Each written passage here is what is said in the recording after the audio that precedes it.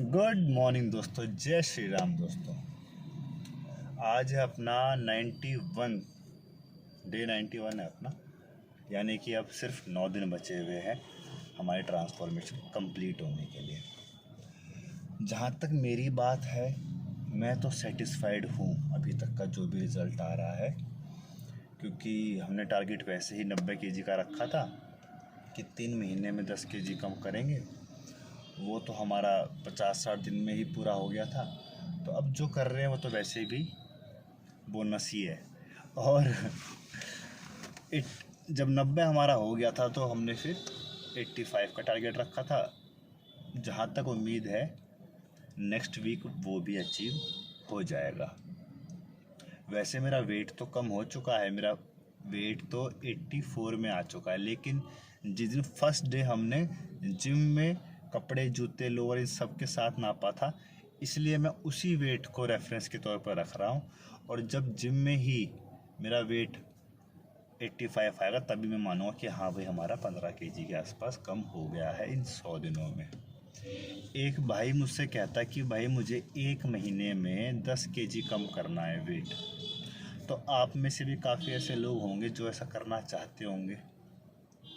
देखो, अगर आपका कोई मेडिकल इशू है, कोई आपको कहीं वेट नपवाना है अपने, जैसे कई स्पोर्ट्स होते हैं वहाँ पे आपको एक कैटेगरी में आना होता है, या फिर आपका क्या बोलते हैं, कह लो कोई कुछ भी, मतलब एक इमरजेंसी है ना। और भी कई केस होते हैं। तो अगर ऐसी कोई इमरजेंसी है, जैसे कि आर्मी में कई बार पॉइंट बना देते हैं वेट का कि भाई इतना वेट आपका है तो इतना कर लो इतने दिन में तो आपका हो जाएगा। तो ऐसी कोई इमरजेंसी है तो आप ऐसे एक्सट्रीम वेट लॉस में जा सकते हो कि आप 1 महीने में 10 किलो वेट कम करो। लेकिन अगर नॉर्मल आप सिर्फ फिटनेस के लिए करना चाहते हो और दूसरा लॉन्ग टर्म के लिए करना चाहते हो तो ये अप्रोच बिल्कुल गलत है। और वैसे भी अगर आप 1 महीने में 10 केजी, पहली बात तो काफ़ी लोग तो कर ही नहीं पाएंगे, और अगर आप कर भी लेते हो तो उसका पहले 3-4 केजी तो आपके पास वाटर वेट कम होगा और ग्लाइकोजन डिप्लीट होंगे। तो 3-4 केजी तो यही निकल गया। आपको ज़्यादा वेट है कि तो 5 केजी भी यहाँ तक हो जाएगा। अगले 4-5 केजी में आधे से ज़्यादा आपका मसल लॉस होगा, आधा आपका फैट लॉस होगा, यानी कि 2-2.5 किलो आपका मैक्सिमम से मैक्सिमम 2-2.5 किलो आप फैट लॉस करेंगे। और 10 केजी आपका कम हो गया, आप तो सोचोगे कि मैंने तो पता नहीं क्या ही उखाड़ लिया, और आप नेक्स्ट डे से फिर खाना स्टार्ट करोगे। क्योंकि जब आप एक्सट्रीम डाइट करते हो फिर खाते भी आप उसी हिसाब से हो। जैसे ही आप स्टार्ट करोगे खाना, वो जो 4-5 केजी वाटर वेट कम हुआ था, ग्लाइकोजन डिप्लीट हुआ था, वो सारा उसी टाइम आ जाएगा। अब 4-5 केजी और बच गया जो आपने पहले तोड़ा था, जिसमें से 2-2.5 केजी आपने मसल मास लूज़ किया है और 2-2.5 किलो आपने फैट लूज़ किया है। जब आप ये खाओगे ना, क्योंकि देखो ग्लाइकोजन तो आपके डिप्लीट वो दोबारा हो जाएंगे रिस्टोर मोटा मोटा 1 हफ्ते 10 दिन में।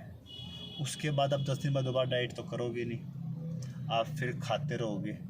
तो थोड़े दिन बाद जब आप 1-1.5 महीना 2 महीना नॉर्मल खाओगे, अपना जो तुम्हें पसंद है वो खाओगे, तो पिछली बार तुमने 2.5 केजी फैट लॉस किया था, लेकिन अब तुम कम से कम 5-7 केजी फैट गेन करोगे, और जो तुमने मसल लॉस करा वो तो हो ही गया 0। तो तुम घाटे में रहोगे।